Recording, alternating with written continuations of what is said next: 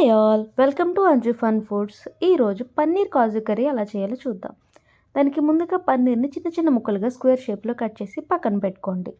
ఇప్పుడు ఇందులో 1 స్పూన్ కారం, కొద్దిగా పసుపు, half spoon salt, half spoon garam masala, half spoon ధనియాల పౌడర్, 2 స్పూన్స్ ఆయిల్ వేసి దాన్ని పన్నీర్ ముక్కలన్నిటికీ బాగా పట్టించండి. ఇప్పుడు వేరొక కడాయి తీసుకుని ఇందులో 2 స్పూన్స్ ఆయిల్ వేసి 1 కప్ ఆనియన్ వేయండి. అది కొద్దిగా ఫ్రై అయ్యాక 1 కప్ టమాటో వేసి దానిని ఫ్రై చేశాక మిక్సీలో తీసుకోండి. ఇప్పుడు ఇందులో ఒక చిన్న అల్లం ముక్క, కొద్దిగా వెల్లుల్లి, కొద్దిగా జీడిపప్పు వేసి దాన్ని మెత్తని పేస్ట్లా చేయండి. ఇప్పుడు కొద్దిగా ఆయిల్ వేసి జీడిపప్పును ఫ్రై చేసి పక్కన పెట్టుకుందాం. ఇప్పుడు ఇందులోనే మనం ముందుగా మ్యారినేట్ చేసిన పన్నీర్ని వేసి ఒక 50% ఫ్రై అయ్యేంత వరకు ఫ్రై చేసి దానిని పక్కకు పెట్టేసుకుందాం.